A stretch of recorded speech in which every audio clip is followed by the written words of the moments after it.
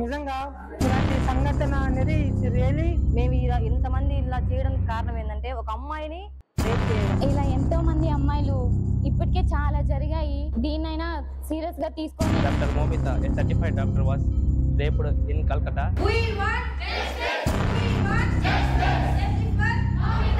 నా పేరు నందిని.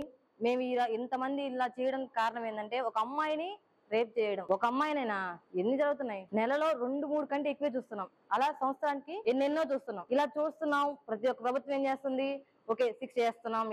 ఎవరికి వేస్తున్నారు? ఒకరికి వేసినప్పుడు ఇంకొకరు ఎందుకు వస్తారు బయటకు? అసలు ఒకరికి వేస్తేనే కదా ఒరే అలా జరిగింది, ఇంకొక అమ్మాయిని అలా చూడొద్దు అని ప్రతి ఒక్కరికి భయం వెన్నులో నుంచి రావాలి. వణుకు. ఒక అమ్మాయి బయటకు వెళ్తుందంటే ఖచ్చితంగా అబ్బాయి అనేవాడు తల దించేయాలి. అమ్మాయిని చూడడానికి భయపడాలి. ఒక అమ్మాయిని తాకాలన్న ఒక అబ్బాయి అలాంటి శిక్షలు రావాలి.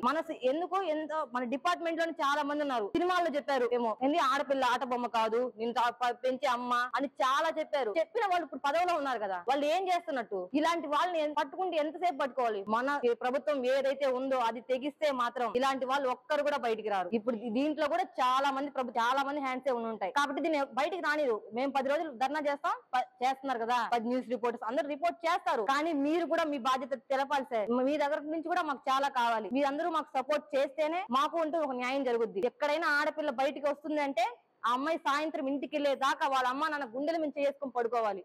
అలాంటి ప్రభుత్వం రావాలి ఖచ్చితంగా. ఇప్పుడున్న ప్రభుత్వం మాకు ఇలాంటి అమ్మాయిలకి మంచి భద్రత కల్పిస్తుందని ఆశిస్తున్నాము. ఇంకొక అమ్మాయి ఇలా జరగకూడదు. ఇంకొకసారి ఇంకో అమ్మాయి జరుగుతుందంటే ప్రభుత్వాలన్నీ మూసేసి ఉంటే మేం చేయాల్సింది మేమే చేసుకుంటాం. ప్రభుత్వం మాకు చేత కాదు మీరే చేయండి అంటే మాత్రం మేమే తెగిస్తాం. దీని మీద మాత్రం ఎవరైతే చెప్పారో అప్పుడు సినిమాల్లో చెప్పారు అమ్మాయిలు చూడొద్దు మంచిగా చూడండి. నీ చెల్లిని ఎలా చూస్తావు, నీ తల్లిని ఎలా చూస్తావు, ఇంకో ఆడపిల్లని కూడా అలానే చూడు. అంతేగాని ఇంకొక అమ్మాయి నీ చెల్లి అయితే ఒకటి ఇంకో పిల్ల అయితే ఒకటే అలా ఉండకుండా ఎవరైతే ఇప్పుడు ప్రభుత్వంలో ఉన్నారో ప్రతి ఒక్కరూ మాకు హెల్ప్ చేయాలి. ఖచ్చితంగా సీఎం గాని, డిప్యూటీ సీఎం గాని, పిఎం గాని ఎవరైతే పదవిలో ఉన్న ప్రతి ఒక్కరు బాధ్యతగా తీసుకొని వాళ్ళ ఇంట్లో ఇలా జరిగితే ఒప్పుకుంటారా? ఒక సీఎం ఇంట్లో ఒక పిఎం ఇంట్లో ఎవరైనా ఒక అమ్మాయిని ఇలా చేస్తే ఒప్పుకుంటారా?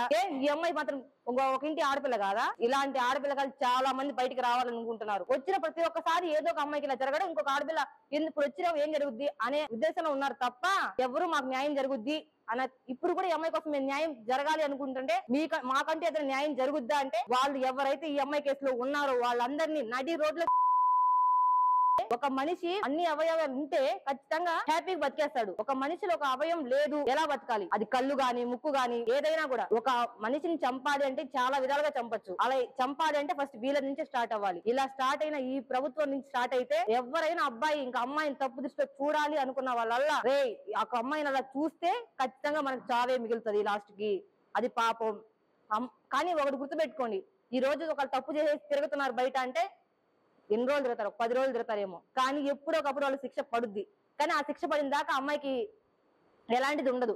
కాబట్టి మేము కోరుకునేది ఇంకొక అమ్మాయి ఇలా కాకూడదు అనే మేమందరం కోరుకుంటున్నాం. కాబట్టి ప్రభుత్వం దీన్ని సీరియస్ గా తీసుకొని వాళ్ళకి ఖచ్చితంగా అందరూ చూస్తుండగానే వాళ్ళకి శిక్ష పడాలి ఖచ్చితంగా. ఇది మేమందరం కోరుకుంటున్నాం. మా కాలేజ్ తరపు నుంచి కూడా మేము అందరూ అడుగుతున్నాము. ఇది ఒకవేళ ఈ అమ్మాయికి న్యాయం జరగలేదు అంటే మాత్రం మేము చేస్తాం అని అందరికీ తెలుపుతున్నాం.